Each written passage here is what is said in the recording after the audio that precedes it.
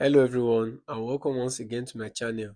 This time we are going to be having a final chemistry video lesson for those that will be preparing to writing the forthcoming Uniben post-UTME examination. So if you are one of those students that will be writing the forthcoming post-UTME 2025 Uniben examination, this video is for you and you happen to be a science student as well. Now I'm going to be having the final series of chemistry and we are going to be looking at a couple of questions. Now these questions would be of help to you. All I would advise you do is to get a pen and a paper and jot things down, because as I run through the series of so many questions, I'll be explaining so many concepts with regards to relevant areas in the world of chemistry, and it can be of help to you when you are writing your exam. So let's start by looking at the question 1.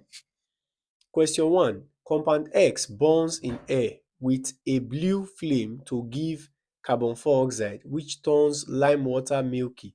Yeah, that is actually a test for CO2. Carbon dioxide is CO2. So when you bubble the unknown gas into lime water and the unknown gas happens to be carbon dioxide, it turns lime water milky or chalky. Alright. So which turns lime water milky? The compound X is most likely dash. Now we were told that a certain compound X burns in air with a blue flame to give carbon dioxide. So what might be that compound X that can burn in air? And remember, when you are carrying out combustion reaction, there must be the presence of oxygen, because it is oxygen that confirms that a substance is burning. In that, in the constituent of air, the part of air that supports burning happens to be oxygen. Alright. So they are asking us for the compound X that when you burn, it would now produce carbon dioxide which would in turn lime water milky. So it's obvious that if you have studied your carbon and its compounds thoroughly, talking about the oxides of carbon, then you ought to know that we have the two main oxides of carbon, which includes CO and CO2. CO is carbon 2 oxide, carbon 2 oxide, then CO2 is carbon 4 oxide. As a matter of fact, don't forget that another name for carbon 2 oxide is carbon monoxide. That's another name for it. While that of carbon 4 oxide is carbon dioxide. Alright. So looking at these oxides, which do you think will result in the formation of the other? It's obvious that when you burn CO, meaning when you react with air, and of course what constituent of air supports burning? Oxygen. So when you react this with oxygen, you are to obtain carbon dioxide. And when you now get carbon dioxide, then if you pass this carbon dioxide through lime water, it can turn milky. Alright. So it means CO, when burnt in air producing a blue flame, it will now form CO2. So it's just like you oxidizing CO to give what? To give CO2. This is a balanced reaction. So it means that the compound X has been exposed here to be what? CO. Because CO, when burnt in air, will form CO2, which happens to be carbon dioxide. So the main question is, the compound X is most likely dash, meaning what is the compound X? It's obvious now that our compound X is CO. And what is CO? Carbon 2 oxide, also called what? Carbon monoxide. So the correct answer should be option D, because we have carbon monoxide in option D while the others are wrong. So that's the answer to the question. Take note of that. Question 2. Argentum is the Latin name for dash. Now, when you are writing this exam, don't think that they are going to be always bringing complex questions for you. Yes, there are still some other questions that will just be handy. They will be very easy for you to, tackling. So looking at this question too is a very easy one, because they said argentum is the Latin name for dash. Now, looking at the elements in the option, because sometimes for you to even attempt an answer correctly, you have to just skim through the options quickly. Now, looking at these options, mercury, silver, gold, argon, what are their respective symbols? To start with, option A being mercury. Mercury has the symbol Hg. That's the symbol of mercury. Then what about that of the symbol of silver is what? Ag. Then the symbol of gold is Au, while the symbol of argon is Ar. So looking at this Latin name, it is obvious that it should be for silver because the symbol of silver is not gotten from the word silver. Rather, it is obtained from the Latin name of silver, which is known as argentum. Alright, so the correct option is option B. Then question 3. Which of the following pH range of values indicates strongest acidity? Meaning they are interested in the one that should tell us that this is a pH value that is strongest in terms of acidity. Checking the options: option A 10.0 to 13.0, B 4.0 to 6.0, C 7.5 to 9.0, and D 1.0 to 3.0. Let's confirm. Now, let's remind ourselves that greater than 7 of pH values should indicate alkalinic or basic. So this is basic. Then less than 7 is acidic. So any pH value less than 7 should be what? Acidic. That of greater than 7 is basic. Then equal to 7 is neutral. So when you reduce pH values, you tend to increase the acidity of a particular solution. When the pH value increases, you increase the basicity, but when you reduce pH values, you increase what? Acidity. Alright, so I can as well say the lower the pH value, the higher the acidity. Then while the higher the pH values, the higher the basicity or the alkalinity. Alright, so let's check the one that should be having a range that is the smallest, meaning the smallest range of values, because that would actually indicate the strongest acidity. So let's check again. 10.0, 13.0, this is wrong. This is tilting towards the direction of increase in strength of basicity. Then these two, they are acidic, but let's check more. 7.5 to 9.0 slightly basic in the range of increasing to the direction of basicity. 1.0 to 3.0 should be our right answer. Why?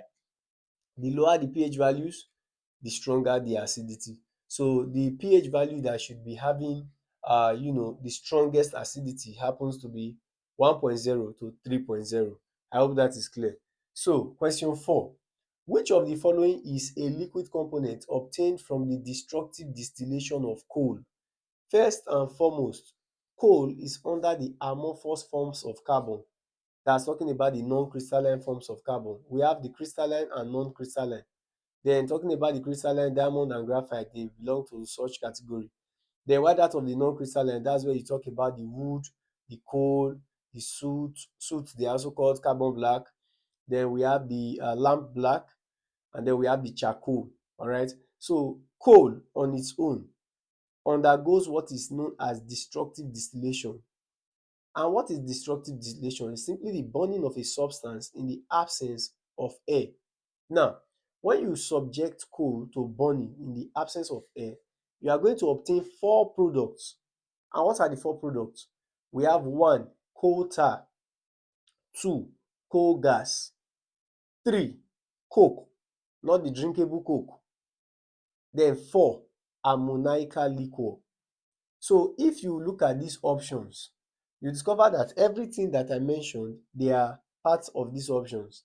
Coal tar is there, coke is there, coal gas is there, then ammoniacal liquor. So these are the four products that you obtain. They are now asking for the liquid component, meaning among the four products that you have obtained, which one exists as liquid? Which one is in the liquid state of matter is what they are asking. So let's check. Coal tar is solid, coke is solid, coal gas is gas, but the only liquid component is ammoniacal liquor. So this is the correct answer to the question, option D. This is even self-explanatory to a large extent, in that even they said liquid component and then this word is ending with liquor would actually let you know that indeed that's actually the liquid component. Then question 5. An atom has more protons than electrons will possess dash. An atom has more protons than electrons will possess dash charge. So what charge is what they are asking us, that when an atom that possesses more protons than electrons. So the first thing that you need to do in such a question, for you not to get it so confusing, is you write a positively charged ion. Let's just say you think of any positively charged ion, because when we say charges, there are two charges that we have in the world of science. It could either be positive or negative. You understand? So you now think of any metallic ion that is in its positive charged state. For example, Na plus, this one now has plus sign attached to it. Den let me just write Cl minus, minus sign attached. First and foremost, you have to compare, because what they are simply asking is, with the proper understanding that you have about protons and electrons when making comparison. Now, of a neutral atom, the proton and the electron numbers are the same, yes. But when you now have atoms that now possess charge, of a charged atom, then they are never the same. But remember that proton number is the same as what? As atomic number. Don't forget that. It's always the same as atomic number. As a matter of fact, another name for atomic number is proton number. Now, the proton number is equal to what? Electron number when you are dealing with a neutral atom.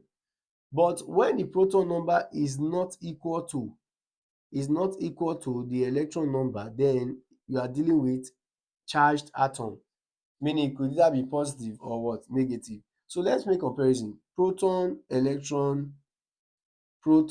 and electron. Let's just focus on those two coming from the question now. The proton number of sodium. When we say proton number, remember I said it's also called atomic number. So whether sodium is carrying a charge or not, it remains sodium. You get the point now. And as a matter of fact, sodium is found in the 11th position. So that should be its atomic number. So if the atomic number of sodium is 11, it means the proton number must also be what? 11. So if this is 11, and then what should be the electron number in this case? Assuming I did not write any charge here, then the electron number here would have also been what? 11.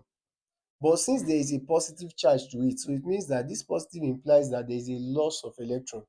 How many electrons have been lost? Since there is no number before the positive, it's assumed to be 1. So in this case now, it has lost 1 electron. So you are now going to be left with how many? 10. But in the case of this one, the Cl minus, ordinarily when you are reading your first 20 elements, chlorine is found in position 17. So if it's found in position 17, it therefore implies that that's the atomic number of chlorine. If that is the atomic number of chlorine, it means the proton number is also the same, which happens to be 17. But in the case of the electron number, assuming there was no charge, remember again that the electron number would have also been what? 17. But since there is not a charge, and you know what negative means, it means there is a gain of electron. Now, is there any number attached to the negative sign there? No, so it's still assumed to be 1. So it means that there is a gain of 1 electron, then the electron number will now be what? 18. So in this case, which one will actually suit our question? Let's confirm now. An atom has more protons than electrons. Check. Between this and this, which one do you think has more protons? It's obvious that it is this, because in this case, the proton number was not greater than the electron. Over here, the proton is what? Is less than the electron. So it means an atom that has more protons than electrons will possess what charge? It would certainly possess what? Positive charge, because it possesses more protons than electrons. So it's that easy. So let's see question 6. Question 6. The presence of soot in the exhaust pipe of car is due to dash. A. Presence of additives. B. Dehydrogenation of petrol. C. Presence of carbon in petrol. D. Complete combustion of petrol. Now looking at this question, they said the presence of soot, meaning carbon black, in the exhaust pipe of car is due to dash. Now, when a petrol product burns completely, now there would be no presence of soot it is not because of the burning process that brings about the presence of soot. What brings about the presence of soot is the petrol additives, meaning what are the substances being added to this petrol product. Because of course our petrol is not pure. There are some anti-knock agents that may have been added to it. Anti-knock agents like lead tetraethyl is there, and other anti-knock agents as well. So literally our petrol is not pure, so hence I can as well say what is responsible for those soot deposit or carbon black deposit is the presence of additives. Additives, option A becomes the answer. Den question 7, the combining capacity or power of an element is known as its dash. The combining capacity or power of an element is known as its dash. Now, I expect every student to know the answer to this question because this is what they often play with. The combining capacity or power of an element is known as its dash. Of course, the answer to this question shouldn't be empirical number, shouldn't be oxidation number, and it shouldn't be molecular number. The answer to the question is valency. As a matter of fact, valency is seen to be the combining power of an element. Then oxidation number will now explain more about valency. Now, this is what so many students dey mistake one for the other. And what's that? Oxidation number and valency. Let me explain something with regards to this. Oxidation number and valency. What is valency? Valency simply is the combining power of an element. What is oxidation number? Oxidation number simply is the charge an element carries or possesses. I can as well say that oxidation number explains much about valency.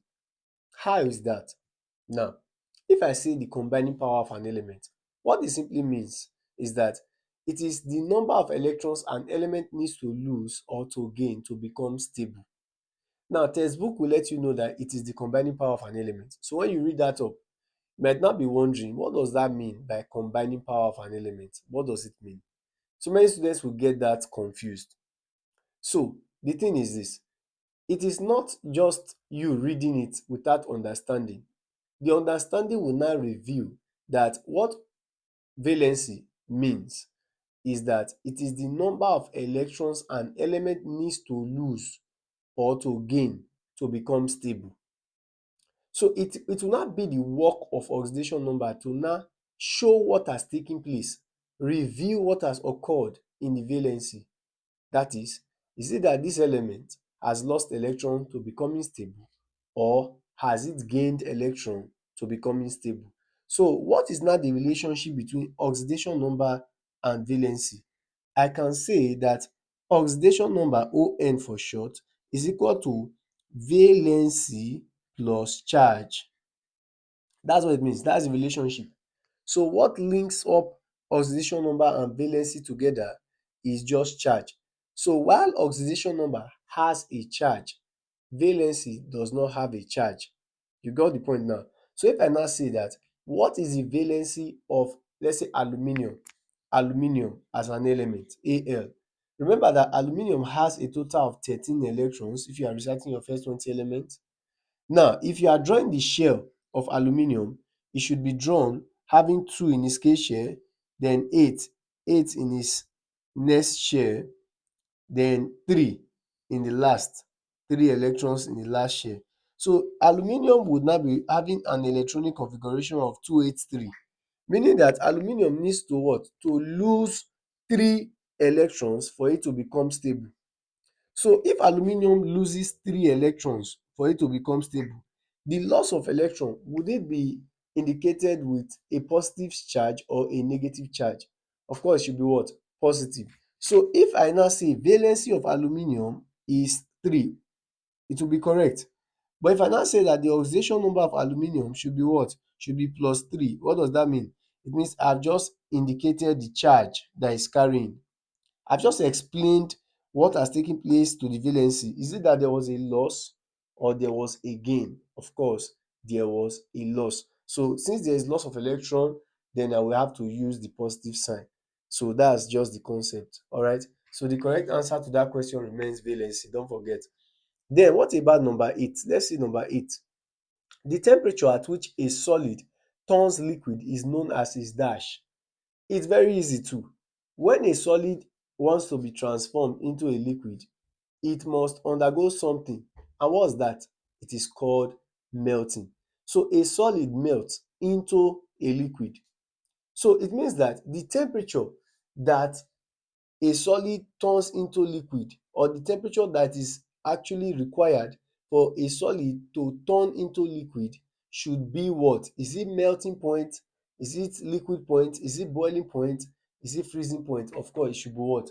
Melting point, because a solid needs to melt to liquid in order to obtain this product. So the correct answer is melting point. Question 9. According to Arrhenius, an acid is any substance when dissolved in water produces dash. Now, we have how many definitions, standard definitions of acids? There are about 3 at this O level, if I'm not mistaken. There are about 3 definitions, and I guess many of you must have checked your textbooks and must have seen those definitions. First definition is according to Svante Arrhenius.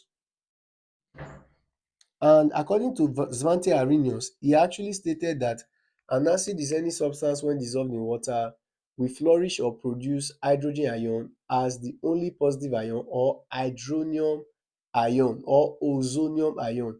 The one written on the board is hydroxonium ion. You have that as one of the options if you should check, which is option C.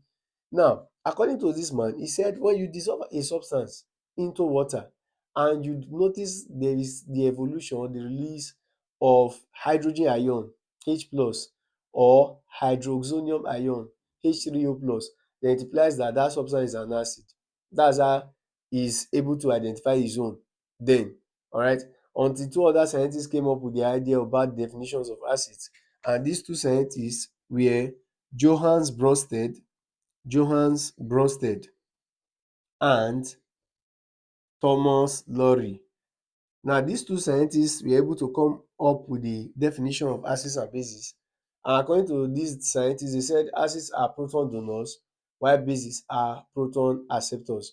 Then the last man that came was Gilbert Newton Lewis. Gilbert Newton Lewis. And his own definition was that acids are electron pair acceptors. Don't forget that. Acids are electron pair acceptors while bases are electron pair donors. So according to Svante Arrhenius, he actually said that an acid is any substance when dissolved in water will either produce H plus or will produce H3O plus. Alright. So this H3O plus, what's the name? It is called hydroxonium ion. Now, this hydroxonium as a word, it is an obsolete name, meaning old-fashioned name. More recently, what they call this H3O plus is that you call it hydronium ion, or you call it ozonium ion. Alright, whichever one is correct. So the correct answer to that question should be what? Hydronium ion. Let's see question 10. Question 10. One method suitable for preparing insoluble salts is, I will have to create little space. Let me just create space here. One method One method suitable for preparing insoluble salts is, now of course you ought to know the discrepancy between soluble salts and insoluble salts. Soluble salts are simply salts that dissolve, while insoluble salts, they don't dissolve. Alright, so how can you tell that a salt is soluble or another is insoluble? There are rules for it. They call it the solubility rules of salt. So you should have learnt that by now. But if you have not learnt it, do well to learn it. Know the solubility rules of salt. All chlorides, bromides, iodides, they are soluble salts, except the chlorides, bromides, and iodides of mercury, silver, lead, and I think even copper too. Alright. Then that of sulfates. All sulfates are soluble salts with the exception of three sulfates that are insoluble. What are the sulfates? Sulfates are substances that end with SO4. So when you see SO4 attached to a substance, because that substance is considered as what? A sulfate.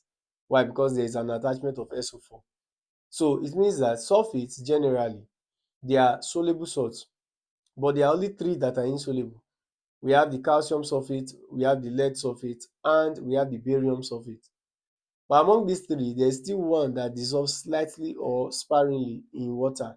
And which one is that? The calcium sulfate, which is CaSO4. Alright. Then for the next rule, all nitrates are soluble salts. All nitrates, by nitrate simply means NO3. Any salt compound that you see having NO3 ending it is a nitrate. And there are no exceptions to it. All of them happens to be soluble salt. Then all sodium, potassium and ammonium salt compounds are soluble salts. Yes, any salt that you find Na as one of the elements, or you find K, or you find NH4, just know that such salt compounds they are soluble. Don't forget that. Then again, all triazocarbonate 4 salt compounds are insoluble. I said insoluble. When I say triazocarbonate 4 salt compounds, I'm actually referring to salt compounds that ends with CO3. I didn't say HCO3, I said CO3. Because as a matter of fact, we still have another form of carbonates that are known as hydrogen carbonates or bicarbonate. Those ones that end with HCO3. This is the radical form of it. While we have the CO3, but it's written as 2 minus as its radical form. Alright. So this one is carbonate, while this is hydrogen carbonate. So I'm not referring to these ones. I'm only referring to this. So any triazocarbonate, of course, they are what? Insoluble. But there are only three that are soluble. What are they? We have the potassium carbonate, we have the sodium carbonate, and we have the ammonium carbonate. These are the only ones that are soluble, while the others are insoluble. Alright. So with all this knowledge that I've just dropped now, then they are now asking us, if you have read salts very well, under one of the ways that you can prepare insoluble salts is by double decomposition. That's one of the best and the most suitable methods for preparing insoluble salts. Double decomposition reaction it happens to be one of the types of chemical reactions that we have in chemistry. And when we say double decomposition, it does not necessarily mean that decomposition reaction is occurring twice, as opposed to what some students will have in their head right now, that double means twice, so it should be double of decomposition. That's not what it means. Double decomposition reaction with regards to this the preparation of insoluble salt is actually the exchange of ionic radicals between two soluble compounds to form an insoluble compound and a soluble compound. Let me break it down. Let's say we are having a reaction between two compounds and I want to prepare an insoluble salt. Now, firstly, I would have to work with two soluble salt compounds, and when they come together, they want to react, they would need to exchange their ionic radicals, and because of doing that, it will result in the formation of insoluble salt and soluble salt. So imagine you're having something like this. Let's say AB plus CD, and at the end I'm now having AC plus BD. Let's say this guy dissociated to form A plus and B minus, while this one now forms C minus and D plus, judging from the options, because unlike charges would what? Attract. Unlike charges would attract. What did I just do? I just exchanged these two compounds, their ionic radicals. So it means that at the end result, one of the products will be what? Insoluble, while the other one will be what? Soluble. But bearing in mind that the two salt compounds that you must be working with must be what? Soluble salt compounds. So we are having two soluble salt compounds reacting, and then they are forming a soluble salt compound and an insoluble salt compound. That process is known as double decomposition, exchanging ionic radicals. So the correct option should be option B. Let's see the next question. 11. Which atomic orbital is spherical in shape? Normally, this question is a very easy one, in that when we say atomic orbitals, we are referring to the s, p, d and f orbitals. Now s orbital, p orbital, d and f. The question is just coming from how well we understand the shapes of these orbitals. For s orbital, it is spherical in shape. Then for p orbital is dumbbell in shape. For d orbital is double dumbbell, and the f orbital is complex. So these are their respective shapes. So they are asking which amongst these will be spherical in shape. So it's obvious that it is 2s. Why? Because the one that has s in it is actually obvious to be the correct answer. So option A becomes the answer, irrespective of these numbers attached, because the reason why they attach those numbers was to confuse you. So if you are very smart, you are supposed to know that if you check each of them, if you detach all of the numbers, it should give you that. Meaning if you remove all of these numbers, you should be having S, P, D, and F. So S is spherical. So A becomes the answer. So it's that easy. Then let's see the next question. The next question is question 12. The percentage composition of hydrogen in sulfuric acid is the percentage composition of hydrogen in sulfuric acid is, let's confirm. Now, what's sulfuric acid to start with? Sulfuric acid is H2SO4. So they are now asking us what is the percentage composition of this guy in this compound. That's what they are asking. And for you to obtain it, you have to work with the way the guy is written, or the way the element in question you are asked to find the percentage composition is written in the compound, the exact same way. So in this compound, we're having it written in the form of H2. So you have to write H2 above, since that's what we were told to find. Then you now have yourself writing this entire substance again, which is what? H2SO4. Then you now multiply by what? 100. That's how it works. What I've just written here is very easy. If as me I was told to calculate the percentage composition of sulfur in this, then I would have just written S, because S is written as S in the compound. So I will just write S and then write this entire substance and multiply by 100. So it will be very easy for you to get it. How? Now, H2, what's the relative molecular weight of hydrogen? Is 1. So if the relative molecular weight of hydrogen is 1, you have to now multiply by this 2. So it should give us what? 2 over, then the relative molecular weight of this should be, H is 2 already, sulfur is 32, that's 34. Then 4 times 16, because the 4 is attached to oxygen. So 4 times 16 is 64. So that 64 now plus, because remember this was 32, so 2, that's 34. So 34 plus 64, we have to obtain what? 98. So 98 then times 100. So this should give us what? 200 when you multiply over 98. It's obvious.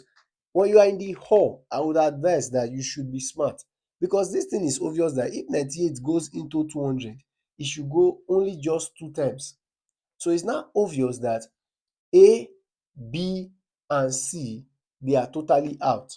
So the only option that would make sense should be what? Should be D, because it starts with 2 points. Remember, it's only twice that 98 can go into this comfortably.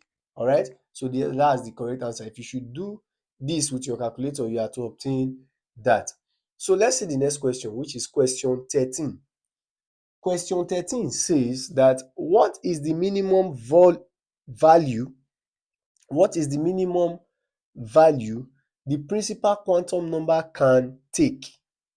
So this is still taking our minds to quantum numbers.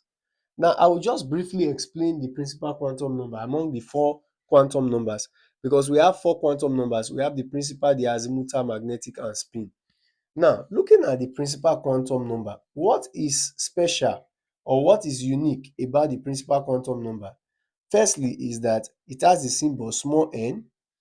Secondly, it is that it has its least value or the lowest value to be 1, and the greatest value or the highest value to be infinity, meaning endless. All right. So the principal quantum number firstly is denoted with the letter n. Secondly, it has its least value to be 1 and its greatest or highest value to be infinity. Alright. Then thirdly, it gives information about the location of electrons in shells, meaning that the principal quantum number is only concerned with releasing information about shells. That's the reason why we have K shell, L shell, M. All these shells, they have maximum number of electrons that they can hold. K will take 2, this will take 8, then this one will take 18. So that's how it works. These are their maximum. How did I get all this? Now K, L and M. N, remember, is the principal quantum number representation. So it ranges from 1 to infinity, meaning it could be 1, it could be 2, it could be 3, it could be 4, it continues. Now all these values, they correspond to different shells. The first value here is to the first shell, which happens to be K shell. This one is to be what? To the L shell. This is to M shell. So that's how it works. This is to N. It continues. You get the point now. So it means that for you to obtain the maximum that K can hold, since you know your principal quantum number value for K is to be 1, then of course it's very easy. All we simply do is to work with the formula 2n raised to the power of 2 or 2n square. That's the formula to calculating the maximum that each shell can hold. So it's obvious that our small n here is principal quantum number value. And what's the principal quantum number value of K shell? Is 1. So if I put 1 here, it should be what? 2 times 1 square. 1 square is 1 times 2 is what? 2. That's the reason why K shell can take maximum of 2. What about this one? Of course, our n will now be what? 2. So 2 times 2 square. 2 square is 4 plus times 2 is what? 8. That's why this one can take 8 as maximum. Then why the next one is 3. So 3 here should be 2 times 3 square. 3 square is 9 times 2 is what? 18. So that's how it basically works. Alright. So you might even be asked another way, another pattern that they can ask this type of question is that they might say, what quantum number has its least value to be 1 and its greatest value to be infinity? It still remains the principal quantum number. So what did they ask here? What is the minimum? Minimum means the smallest or the least value the principal quantum number can take is what? 1. So that's the correct answer to that question. Then let's see question 14. Question 14 says two different forms of the same element in the same physical state. When you just see that physical state, just know that they are talking about something. And what's that? Allotropy. Existence in various forms but having the same physical state. That should go to what? Allotropy. Then talking about isomerism, isomerism is simply what? Differences in structure. When you just see isomerism, structural representation differences, then you now have the same molecular formula. Then isotopy is differences in mass number and having the same proton number or atomic number. Tautomerism is a special type of isomerism. If you really want to understand the concept of isomerism, I have a video lesson here that I made. And of course, if you watch it, you tend to understand much about isomerism. Alright, so the correct option to that question is allotropy. Question 15. The volume of a gas was measured, and we have to create space now so as for you to follow up very well. Now, the question in number 15 is the volume of a gas was measured to be V liters, meaning we have an initial volume V1. It was now measured to be V liters. Alright, so I'm dissecting the question. If the gas experienced expansion, meaning that there was an increase in the volume and its pressure is halved. Now, what was the pressure given? They said the pressure was halved, meaning that we had an initial pressure. So I can just take my P1 to be, let's just say P. So my initial pressure is P, and then they said the pressure was halved. So I was now told to determine the new volume when the pressure was halved, because initially there was an initial volume and there was an initial pressure. So now they are now saying that the pressure is now halved. Then we are now told to determine the new volume. Now let's say our new volume V2 is what? Is unknown. That's what we are told to determine. Let me make it X, unknown. Then what about the pressure? The P2 was half of what? The P1, which is P. You know, P represents the P1. So they said the pressure was half, meaning there was an initial pressure which was P that was now half. So it becomes P over what? 2. Half. Half of something is over 2 of that thing. So in this case, we are told to calculate what? This. So this question should be taking our minds to one of the gas laws, which happens to be Boyle's law, because two entities were mentioned. And what were the two entities? Volume and pressure. And of course, you know that the only constant quantity in Boyle's law is temperature. So volume is inversely proportional to what? To pressure. So an increase in this will result in a decrease in this. That's how it works. All right. So what's the formula of Boyle's law calculation? It should be P1 V1 is equal to what? P2 V2. So what were we told to find? The V2. That's what we are told to find here, V2. So what do we do? Now we can divide both sides by P2, or we can just write direct. This is post-UME, so you shouldn't waste time. Just write it directly. P1 V1 over what? Over P2, because we divided both sides by this to make this stand on its own. So in that case, our V2 would now be equal to what's our P1? Our P1 is ordinary P, then our V1 is ordinary V. Then over what's our P2? Our P2 is what? Is P over 2. So P over 2, half of it. So what do we do about this? We can rewrite this as V2 equal to what? PV divided by P over 2. This expression can be represented in this pattern. Then next, V2 equal to what? Equal to PV. We cannot work with this directly, so we have to change it to what? Times normal mathematics knowledge by moving this up and taking this down. So it becomes what? 2 over P, mathematics rule. Then we now cancel out. P cancels. Then we are now going to be left with V2 equal to what? 2 times V, which will now give us 2V. So it means this is our answer for our V2. So what do we have? Let's check the options. 1 over 2V, which is wrong. 2PV, which is wrong. 2V, which is correct. So C is our correct answer. Then this is also wrong. All right. So let's see the next question. Question 16. The following compounds are inorganic sources of carbon except. This type of question, I always advise students to mind the way they read the question and understand it very well. Because in this case, they said the following compounds are inorganic sources of carbons except. What does that mean? It means that the one that is not an inorganic source of carbon should be the right answer.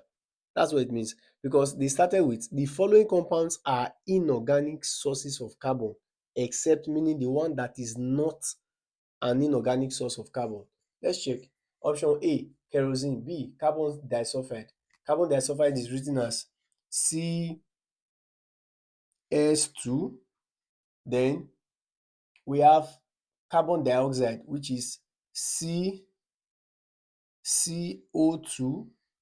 Then we have calcium carbide, which is CaC2. So looking at these ones, all these are inorganic compounds of carbon. But kerosene is not an inorganic source of carbon. Why? Kerosene happens to be organic. It's an organic substance, because if you check, kerosene is a fraction of petroleum, which is also known as crude oil. So those fractions of petroleum, they are seen to be organic substances. So kerosene happens to be an organic source of carbon. So hence kerosene becomes the right answer. All right. So let's see question 17. Question 17. What is the total number of nucleons? Nucleons. What are nucleons to start with? I know this question can be kind of confusing to so many students. Nucleons. Please, it's not neutrons they are asking. They said nucleons. Nucleons. What makes up the nucleons? It is the protons plus the neutron. So if you add up neutrons and protons, you have to obtain nucleons. Take note of that. So that's what they're asking. What's the total number of nucleons in the ion of magnesium if the neutral atom loses 2 electrons? Now let's start. Magnesium written like this is called neutral atom of magnesium. Losing two simply means two plus, meaning is losing two electrons. Now they are now asking us, what is the total number of nucleons, meaning the total number of protons plus what? Neutrons will give us this. But mind you, let's get the proton number. The proton number of this still remains what? Still remains 12. Because proton number, remember, is also called what? Atomic number. Take note. Remember I said that previously. So the atomic number of magnesium remains 12 irrespective of anything, while the mass number is 24. All these remains unaffected. What should be affected here is the number of electrons. Why? Because there's a loss of two electrons. Mass number is 24, atomic number or proton number is 12. So how would you get the neutron number? It's very easy. Now it becomes what? 24 minus 12, which is this 24 minus this 12, would end up producing what? 12. So we have 12 neutrons. 12 neutrons. How many protons are there? 12. So protons 12, 12 protons. Then when you now sum up these two, is to give you what? 24. And we are now having what? 24 nucleons. As a matter of fact, the mass number, which is 24 here, mass number is still same as what? The nucleon number. So automatically, anything that you're having here should become the right answer. Why? Because the mass number here is also called nucleon number. So the correct answer to that question is 24, option C. I hope that is clear. Question 18. Silver bromide is represented by what chemical formula? What's the formula of silver first to start with? Is what? Ag. What about the symbol of bromine? Is what? Br. So silver bromide, first and foremost, what are their respective charges? Let's confirm. The charge of silver is Ag. If you know your ECS, electrochemical series, that of bromine is Br minus, Ag plus Br minus. So when you exchange their ionic radicals, you end up having Ag then Br. So this is the formula of silver bromide. But how did I get that? Because it is 1:1 here, nothing happens to the entire substance there. So it remains the same as AgBr. Let's confirm. We have AgBr. This is our right answer. But let's confirm the others. SBr is wrong. Then this one is absolutely wrong. Then this one would have been correct. But what is making this to be wrong is that they capitalize all of the letters, which ought not to be so. In this case, since you're having combination of two elements, every element should have its first letter to be capitalized. Then if such element is now having more than one letter as its symbol, then you have to only capitalize the first letter while you have to write the other in small letters. So that's what is making that to be wrong. So the correct answer is option A. 19. The maximum number of hydrogen ions which one molecule of the acid is capable of producing in aqueous solution is called dash. All this baby grammar is just to one thing. And what's that thing? Basicity. What's basicity of an acid? It is simply the number of replaceable hydrogen ions present in one molecule, keyword, and we have it here, one molecule of an acid. So when we say number of replaceable hydrogen ions, it means that you must need to place that acid in an aqueous solution for you to get the number of replaceable hydrogens, for you to have the dissociation of these hydrogens from the acid. And when that happens, then you have to obtain the number of hydrogen ions that can be replaced in that acid. And it must be one molecule of the acid. So that number of ionizable or replaceable hydrogen ions of an acid, or present in one molecule of an acid, is actually known as its basicity, or you can refer to it as its alkalinity. Alright, so the correct answer is option C. Then the next question, the oxidation number of copper in a compound can be dash. We are having some to be having two values and some one. What is copper? Copper is seen to be a transition element, and don't forget that There is a unique feature of transition element, and what's that? They are partially filled d orbital, and it's due to this feature that they are able to form colored ions, they are able to form complex ions, and they are able to exhibit variable oxidation state, meaning they have either +1 +2, some +1 +2 +3, even +7, yes, even +4 in some others. So for copper, it has two charge states or two variable oxidation states, and what are they? We have the Cu plus and we have the Cu2 plus. Cu plus, Cu2 plus. So it's the +1 and the +2. Option A is the right answer. This one is called copper 1 ion, while this one is called copper 2 ion. 21. Which of the following compounds will liberate ammonia gas from ammonium triisocarbonate 4? Now, this question should be taking our minds to how we can actually obtain ammonia gas. And for we to obtain ammonia gas, now we are given an ammonium salt compound. So it should be taking our minds to the chemical properties of bases. Of course, you must have read much about bases. There's a particular chemical property of base that has it that when a base reacts with an ammonium salt compound, it tends to liberate what? Ammonia gas. And of course, ammonium triisocarbonate 4 is an ammonium salt compound. So it must react with a base in order to liberate ammonia gas. It could either be potassium hydroxide or sodium hydroxide.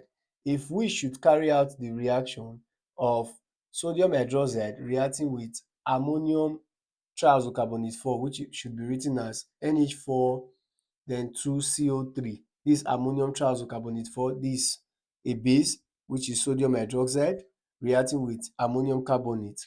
We are to obtain sodium carbonate, which is Na2CO3, then water of course must be formed with the release of ammonia gas, which is NH3. So if you try balancing this reaction, this should be 2 because we have two sodium atoms here. So two sodium atoms, these two affecting the oxygen, that should be 2 oxygen plus 3 is 5, then 3 plus 1. So we have to make here to be 2. So when we make that place 2, then it becomes 2 oxygens and 3, that's 5. Then for hydrogens, 2 hydrogens here, then 4 times 2 is 8, so a total of what, 10. Over here is 4 hydrogens, then 4 hydrogens, then we are now having how many here? That's 3. So since we're having 4 here, what do we add to 4 to get 10? Is 6. So what do you multiply by 3 to get 6? Is what? 2. So we make here 2, which is 6 hydrogens, then plus 4 is 10. This is already 10. Then what about the nitrogens? 2 nitrogens. So it's obvious it's 2 nitrogens here. 1 carbon, 1 carbon, and of course everything becomes balanced. All right. So you are to react a base with an ammonium salt. So whenever bases react with ammonium salt, they usually liberate what? Ammonia gas. So take note of that, ammonia gas. So that's how it works. All right. So the correct option should be a base. Barium chloride is a salt. So silver nitrate is a salt. Hydrochloric acid is an acid. Then sodium hydroxide, which was what I used here, is a base. So D becomes the correct answer. Then let's see question 22. Question 22. According to kinetic theory, like talking about kinetic theory of gases, an increase in temperature causes the average kinetic energy of particles to what? When you increase temperature, heat is being applied, and of course it tends to what? To super energize the kinetic energy of the particles. What would it now result to? It would now result to an increase. So when you increase temperature, it causes an increase in the average kinetic energy of particles. As a matter of fact, temperature has a direct relationship with that of the kinetic energy of gaseous particles. So the correct option is option C. It increases it too. Then question 23. Which of the following is not an organic acid? This one is very, very easy. Which of the following is not an organic acid? A. Citric acid. Citric acid is an organic acid. Yes, propan 1,2,3 tricarboxylic acid. This is an organic acid. That's another name for it. That's propane 1,2,3 tricarboxylic acid, also called citric acid. You can as well call it a tricarboxylic acid. You get the point now. So that's actually present exclusively in lime and lemon. Ascorbic acid is an organic acid, is found exclusively in oranges. You can find that. As a matter of fact, even in biology, it has a relevance under the vitamins that you can obtain vitamin C there. No wonder that ascorbic acid is known to be another name for vitamin C. Ethanoic acid is a good example of one of the members of the alkanoic acids. So of course that's organic. Then hydrochloric acid is not organic because it is HCl, inorganic acid. So this becomes the answer. That's not. Question 24. What is the oxidation number of nitrogen in the compound with the formula NO? NO. Now NO is a compound of nitrogen. It's one of the oxides of nitrogen. NO. NO. NO. How can we obtain the oxidation number of nitrogen? This happens to be a compound, so you must equate to 0. If this is unknown, which is X, the oxidation number, and oxygen in most compounds is -2, then for you to obtain it, it becomes what? X minus 2 equal to 0. That should become what? X equal to what? 0 plus 2, because when you move this to the other side, it turns positive. So X will now be 0 plus 2, which becomes plus 2. So the oxidation state of nitrogen here is +2.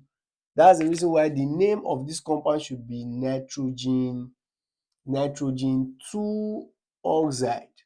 Alright, you can as well call it nitrogen monoxide because we are only having just one oxygen there. Alright, so what should be the correct answer now? Option B, +2. Then the next question 25.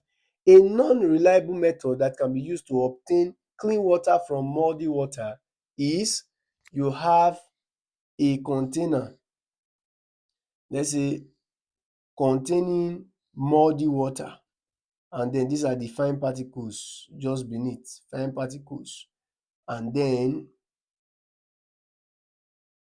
which should be a non-reliable method of obtaining a clean water, meaning this part, let's say it is evenly distributed and you have all this mud all around, mud. Now you want to get the clear water or the clean water, as they use the term there, the clean water from this muddy water. What will be a non-reliable method? It's obvious that it's decantation, because what some persons will do, or what is commonly done, is that they will now bring an empty rubber, another empty rubber, and then try to allow this to settle, meaning there will be no form of agitation. There should be no form of shaking of the rubber, because they are trying to ensure that these particles go down. So the moment these particles now settle at the bottom, then the next thing the person will now do will now be that the person would now turn carefully into this empty rubber, the upper layer or the upper clear surface. But there's every likely tendency that if you now transfer this part, let's say you are now having it, this part has now been transferred while you are left with all this inside this other one. Now if you have this, you might be thinking that you have obtained clean water, but no. Just allow it to settle a bit. You will still be finding that there are still some particles that may have escaped with the water to be transferred into this, but it will not be fewer than this. So that's why I see that decantation is not a reliable method. Alright, so option D becomes the answer to that question. Let's see the next question. 26. What property of diamond makes it suitable for use in producing jewelry? Now, the property of diamond that makes it suitable for use to producing jewelry is actually that diamond has a high refractive index. By high refractive index simply means that it has this brilliance in terms of its color. And of course, what is responsible for that is because of the fact that diamond has the ability of bending light severely when light is incidented towards it. And when it bends it severely, then it can lead to what is known as a total internal reflection. And that actually brings about the brightness of how it gives these sparkles. It gives these sparkles, sparkling brightness, and it's also known as brilliance. That's the reason why diamond is suitable to be used in the production of jewelry. that it has a high refractive index or brilliance. So option D becomes the right answer to that question. Then question 27. Solid form of carbon 4 oxide can change. When I say solid form of carbon 4 oxide, solid CO2 is also known as dry ice. So according to the question, can change directly to gas. So this is solid to gas, meaning gaseous form of CO2, this solid form of CO2 can change directly to gas. Anything that you have and it involves the conversion of solid to gas, that process should be called what? Sublimation. So this becomes the right answer. Solid to gas, sublimation. Then what about gas to solid? Deposition. So the correct answer is sublimation. 28. Which of the following elements have a completely filled shell? This question will have to create space. Now they are asking that which of the following elements have a completely filled shell? Sodium. Sodium has 11 electrons, so K shell will take 2, the next will take 8, and the other will take 1. So 2, 8, 1. This is not completely filled shell because it must be having 8 there. Then let's confirm. The next, aluminium. Aluminium. Aluminium is having 13 electrons, so 2 goes to the K shell, the next 8, and we have what? 3. 3. So 2, 8, 3 still not complete. Then argon. Argon is 18, A arrow 18. So 2 goes to the K shell, then 8 to the L shell, then we are still left with 8. So 8 to the M shell. So this should be 288. This is complete. Why? Because it contains 8 in its outermost. This becomes the answer. But let's confirm for that of fluorine. Fluorine is 9, so it should be 2 in the K shell, and then we are left with what? We are left with 7. So 2, 7 is 9. So that is also incomplete. So the only one that is complete there is argon, which is option C. 29. Dash is the Latin name of the element copper. Now copper, the symbol is Cu, and it's obvious it's coming from the Latin name coprum. Coprum. So in case you are asked, the Latin name of copper is coprum. Option B is the right answer. This one is for tin, stannum. That's the reason why the symbol of tin is spelled like this. The symbol is SN. Now why is it having that symbol? Because of the Latin name of tin, which is stannum. Then question 30. The J.J. Thomson's atomic model is also called dash. It's called the plum pudding model of atoms because the summarized version of that model has it that an atom is a sphere, and then it has a pool of positive charges, and then embedded within it you now have the negative charges. A pool of positive charges, then embedded within you have the negatively charged ions, and he named them electrons. Electrons, ions, electrons, alright. So he named them electrons. So that was just the concept that he brought about based on his description of atoms. Alright, so it's called the plum pudding. So when you see this plum pudding, just know it's credited to J.J. Thomson. Still have other models like the Rutherford model is also called the planetary model. That one is very, very important that you should take note of that too. Alright, while we have the electron cloud model, it was actually postulated by two scientists, Erwin Schrödinger and Werner Heisenberg. Alright, so that's electron cloud model. But this one that was postulated by J.J. Thomson is the plum pudding model of atoms. Alright, so let's see the next question. Question 31. Which of the following oxides of carbon is acidic? Now there was a previous question I treated not quite long that I said that we have two main oxides of carbon. We have CO and we have CO2. Now CO is carbon 2 oxide or carbon monoxide, then while CO2 is carbon 4 oxide, also known as carbon dioxide. Now dis two oxides, one is a neutral oxide while the other is an acid oxide. So dis is acid oxide. It's an example of acid oxide, because you know that acid oxides, they are simply oxides of non-metals now, and they are also called acid anhydrides. Alright. Then while dis one is a neutral oxide, it neither possesses acidic nor basic properties. So dis is a neutral oxide, while dis one is acid oxide. Alright. So they are asking which one is acidic. Let's confirm. A, carbon 6 oxide. Dis one is out of it does not even exist. Then we have carbon 2 oxide and carbon 4 oxide. Which one between carbon 2 oxide and carbon 4 oxide, which one is acidic? Remember that dis one is neutral, then while dis one is what? Is acidic. So the correct answer is option C. Dis is totally wrong. It's not an oxide. That's a compound of carbon. Then question 32. The correct formula of potassium triiosocarbonate 4 is the correct formula of potassium triiosocarbonate 4 is, now how would you go about writing the formula of potassium triiosocarbonate 4? Now there's a secret way of writing this, very easy. Firstly, you have to write the first element mentioned, which happens to be potassium, K. Then next, I use a code FLM,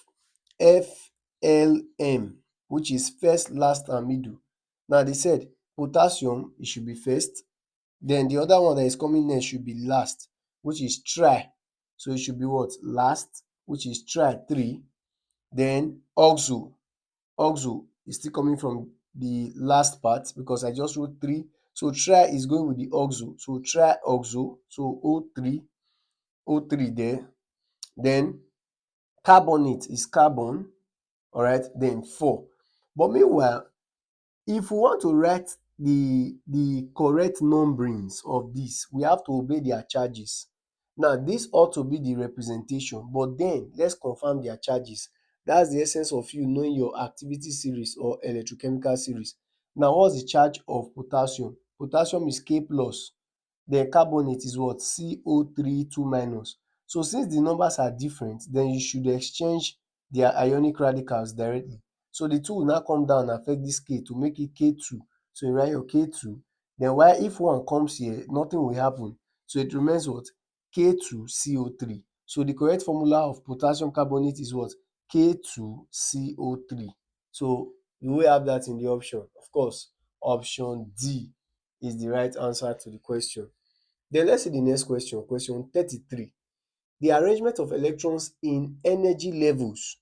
Remember what energy levels are? What are energy levels? They are shells. So the arrangement of electrons in energy levels around the nucleus is known as dash. So energy levels, let's say this is the nucleus, energy levels around it. So if electrons are being arranged here, they are being arranged in these energy levels, then what does it represent? It's simply known as electronic configuration, because this is known as electronic configuration.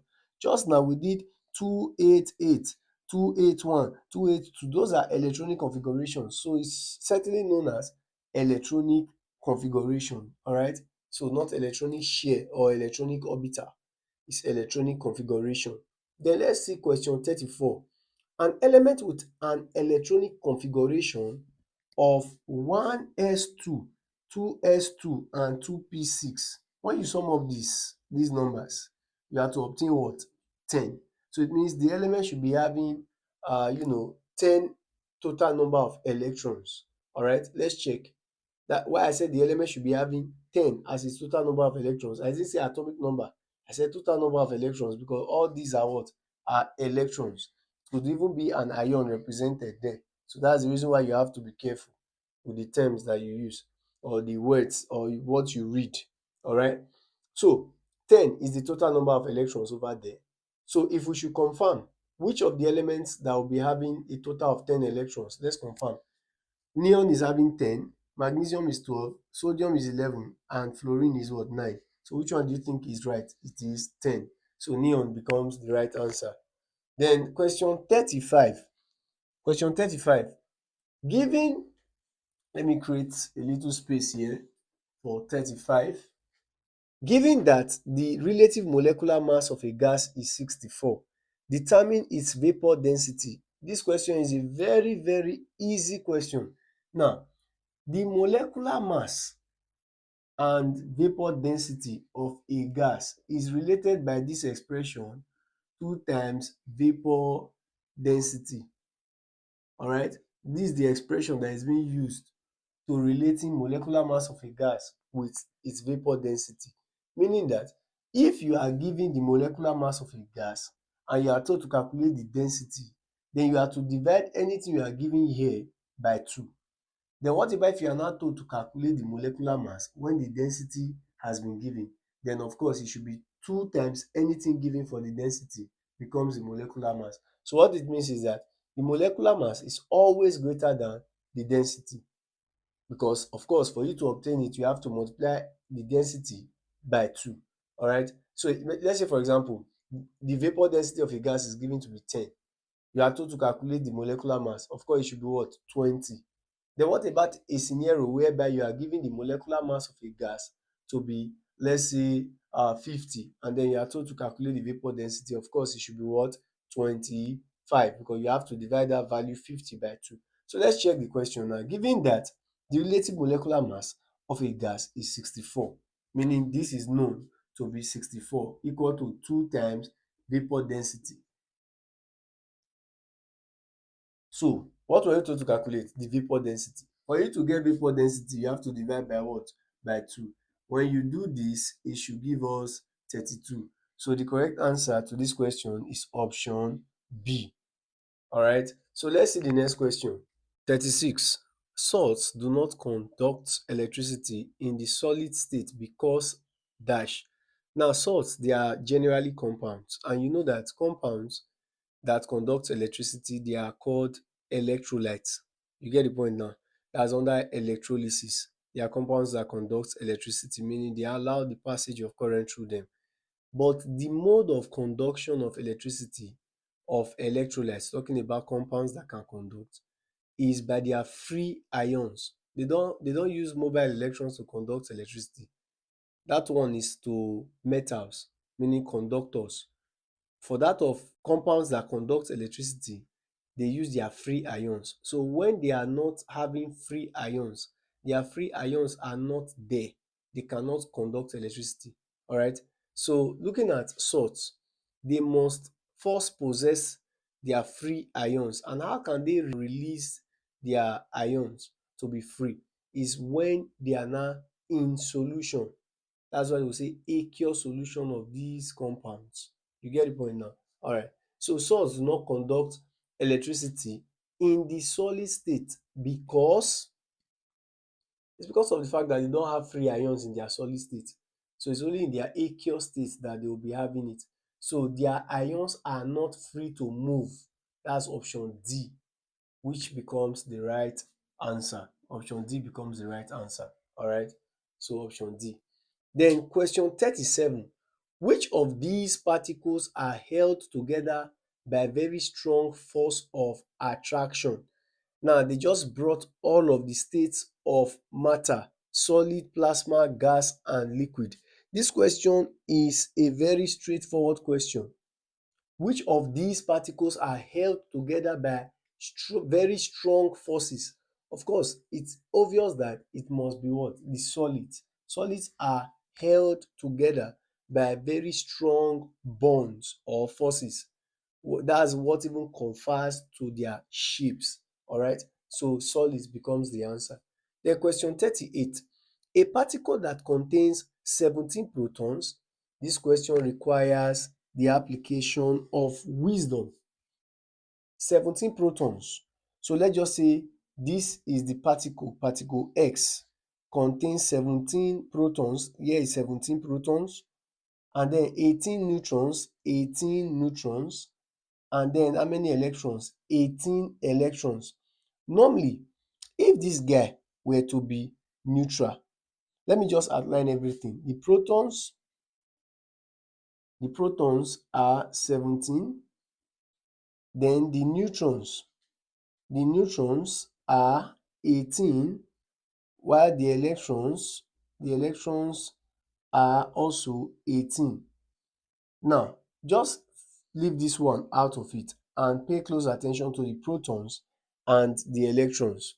Now, if the protons is 17 and the electrons is 18, then we can easily obtain the nature of this particle X.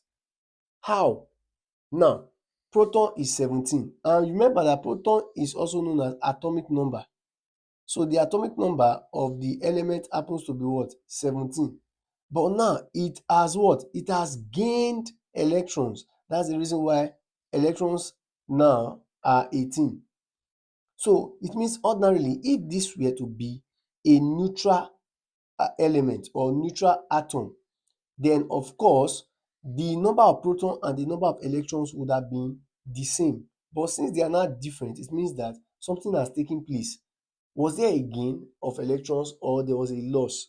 There was a gain of electrons. How many electrons was gained? Just one. So in this case, if you have the atom X or particle X written like this, then it means that there was a gain of what? Of one electron, making it 18 over there. So in this case, I can as well say that this is a negative ion. Alright. What's the element? Let's confirm. What's the element? Of course, what element has the atomic number of 17 is what? Chlorine. So Cl. Now it has gained how many electrons? One. So it becomes Cl minus. So that's just the revealed particle X there. So that particle that now contains 17 protons, 18 neutrons, and 18 electrons is what? Is a negative ion. So option D becomes the answer. Alright. So 39. The reaction between a sour acid and a bitter base is known as. This question is very very funny one. Why would they now indicate their taste? You don't have any business to do with sour and bitter in this case, because they just revealed their taste. The taste of dilute solution of an acid is sour taste, while that of base is bitter taste. So don't be confused about their taste. You don't have any business to do with their taste in this question. Now, looking at the question is that they said the reaction between an acid and a base is known as dash. We all know that to be neutralization reaction. It's simply a reaction between an acid and a base to form salt and water. That's the reason why another name for neutralization reaction is called acid-base reaction. Alright. So the next question, question 40. What is the valency of carbon in methane? The valency of carbon in methane. How would you obtain it? It's very very easy. Now, carbon on its own has a total of 6 electrons. So if you are going by share configuration, it should be what? 2 and what? And 4. Remember in that question I previously attempted where I defined valency as the combining power of an element and oxidation number as the charge an element carries or possesses. That's talking about valency plus charge. You get?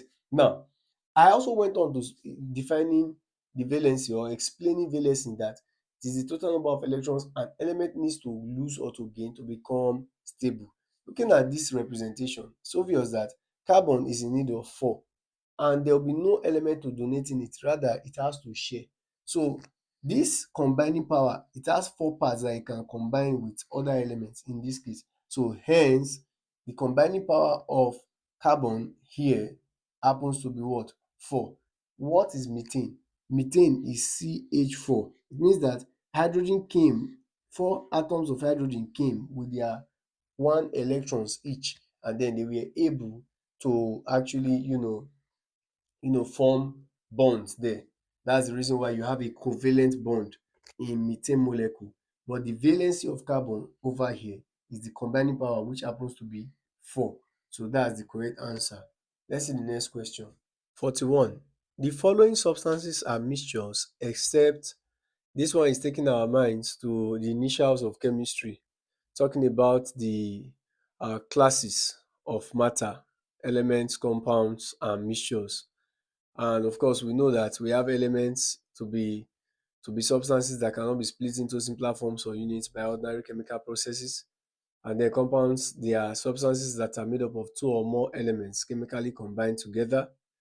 And then for mixtures, they are substances that are made up of two or more constituents that are physically combined together or can easily be separated by physical methods. Alright. So what distinguishes compounds from mixtures? Compounds are known by their definite formula, while mixtures they do not have definite formula, because mixtures, the constituents do not exist in fixed proportions by mass, unlike compounds. Alright. So let's check quickly. The following substances are mixtures except urine is a mixture, so this is out. Blood is a mixture, out. Crude oil is a mixture, out. The only one that is not a mixture is cuprite, because cuprite is an oxide of carbon. Remember there was a question we treated that revealed the two charged states of copper, and of course we have the what? The plus one and the plus two. So this cuprite is actually an oxide of copper one ion. So it is actually copper one oxide, Cu2O. So this is the formula. So it has a definite formula, is a compound. So this becomes the answer. It is not a mixture. Question 42. Concentrated tetraosulfate 6 acid serves as drying agent in preparation of gas due to its, of course, the answer to this question is obvious, is what? Hygroscopic property. Why? What is hygroscopy? A phenomenon in which certain compounds on exposure to the atmosphere absorbs water but do not dissolve in it. Rather, if solids, they only become sticky or wet. But if you're having concentrated sulfuric acid, it is already in a liquid state or aqueous state. So when it's being exposed to the atmosphere and being that it's hygroscopic, it would absorb water and dilute itself. It has been recorded that it would dilute itself 3 times its initial volume. So maybe you're having 20 ml of H2SO4 previously, that's sulfuric acid, and then you expose to the atmosphere. The moment you expose, you might be left with more of water being absorbed, and then you are having a higher volume of the solution that is now more than the previous.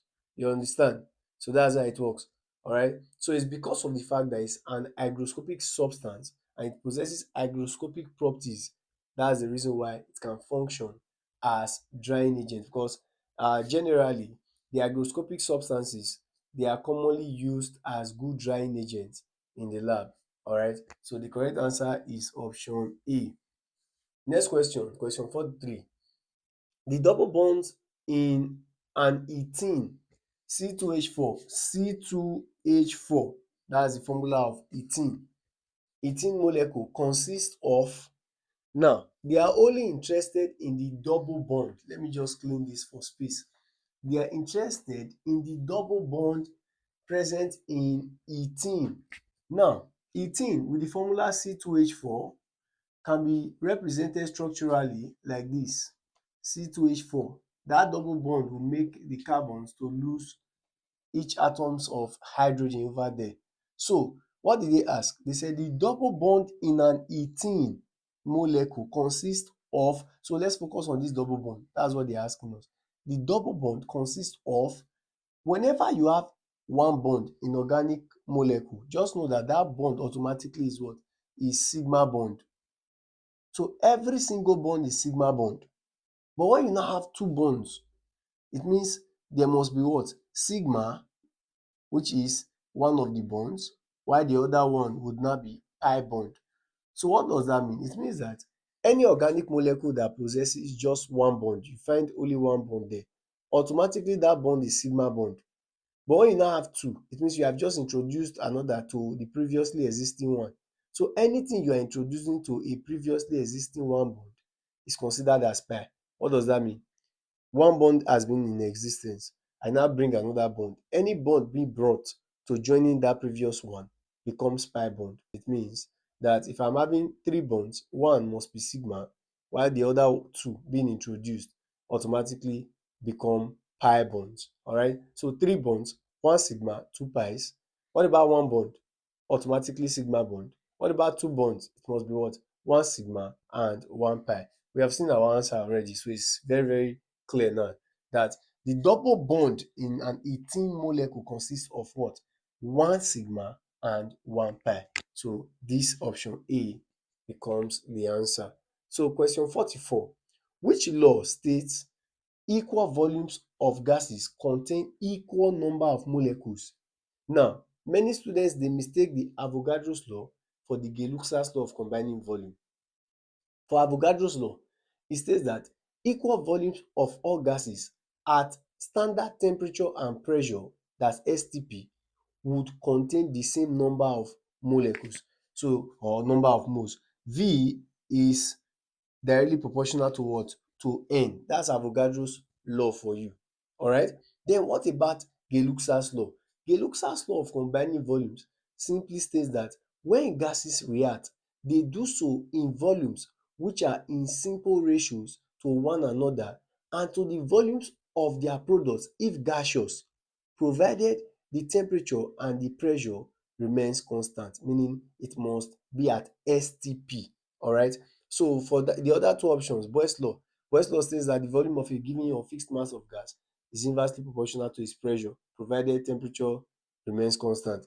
Then for Charles' law, the volume of a given or fixed mass of gas is directly proportional to temperature, provided the pressure remains constant. That's the reason why in the area of Boyle's law, it should be P1 V1 equal to P2 V2.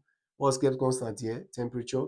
For Charles' law, it should be V1 over T1 equal to V2 over T2. What's kept constant over here is pressure. Alright, so the correct answer to that question now is Avogadro's law. Then let's see the next question. Question 45. Which of the following increases the rate of a chemical reaction? Wow, this question is so direct. Now, which of the following increases the rate of a chemical reaction? It is simply what? Catalyst. It can never be solvent, reactant or product. So which is the catalyst? Now, what's a catalyst? A catalyst is any agent that alters reaction rate, and usually at the end of the reaction itself remains chemically and quantitatively unchanged. You get the point now? So it can either increase reaction rate or it can slow down, but most catalysts generally they tend to increase. I'm not saying you don't have catalysts that can slow down, there are catalysts for that, but majority they tend to increase the rate of chemical reaction. Alright, so the correct option is option A, catalyst. Let's see the next question. 46. In electrolysis of molten sodium chloride, that's NaCl, what is formed at the cathode? Now this question is tricky though, but let me break it down. When we say molten NaCl, we are simply referring to solid NaCl, but this solid NaCl is melted.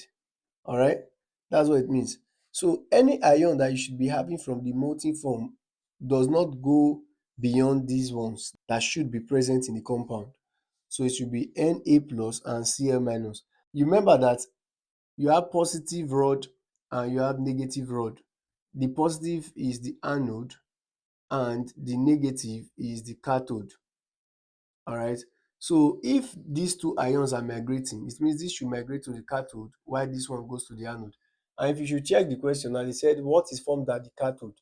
So it's obvious that it is what? It is sodium. Sodium ion will give rise to the formation of sodium at the cathode. Alright, so that's because we are dealing with molten. Assuming the question was aqueous NaCl, then it would have been competition among four ions, two from this compound which is Na plus and Cl minus, and the other two from water which is H plus and OH minus, because the word aqueous simply means these have been dissolved in water. Alright, so you now need to obey principles and obey rules, obey guidelines to discharge of ions in electrolysis, talking about factors that also affect discharge of ions. You can do well to watch my video lesson in this channel I have made on electrolysis. It will be of help to you. Do well to watch the video and then you understand how to get products at both ends.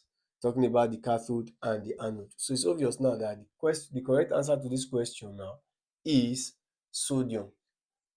Then question 47. What is the main component of natural gas? The main constituent or component of natural gas that is abundant there, I can as well say there is about 90 something percent present in natural gas, happens to be methane. So methane is the chief constituent of natural gas.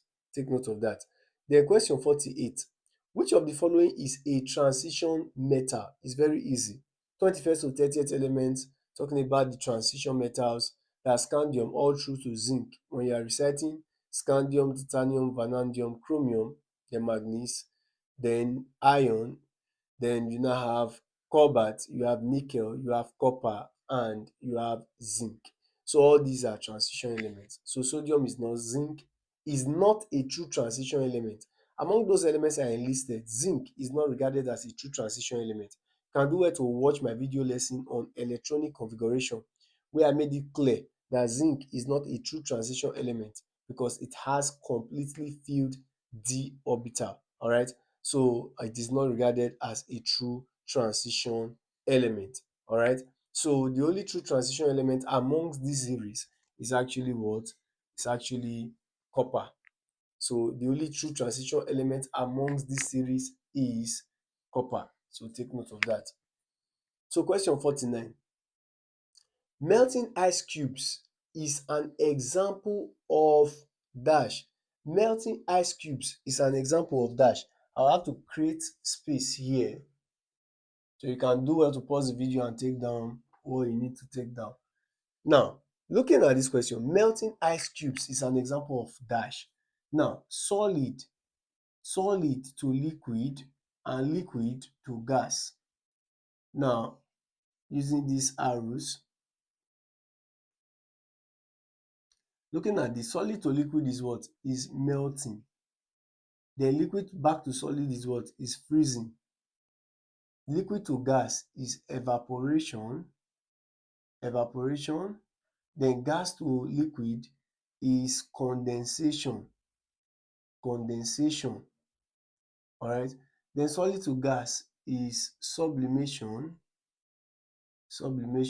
Then gas to solid is deposition. Alright. So looking at this, what do you think will facilitate the conversion of solid to liquid? Is by the application of what? Of heat. Because when solids get heated, then they get transformed to what? To liquid. And also the same thing, when liquid gets heated, they get transformed to what? To gas. So in a nutshell, I can as well say that all these forward reactions here, they involve the application of heat. Alright. Then while the reverse becomes cooling. So when you cool gases, you can get solid. Then when you cool gases, you can also get what? Liquid. So cooling. Then this one, cooling. Freezing is a cooling action. Now, looking at all this, those ones that involve the application of heat, it means that they are reactions that love heat. That's why they involve the application of heat. And when you apply heat and then they gain heat, such reactions are called what? Endothermic. While those ones that release heat, they are what? Exothermic. So cooling process dislikes heat. That should be what? Exothermic. Then while that of heating process loves heat, that should be what? Endothermic.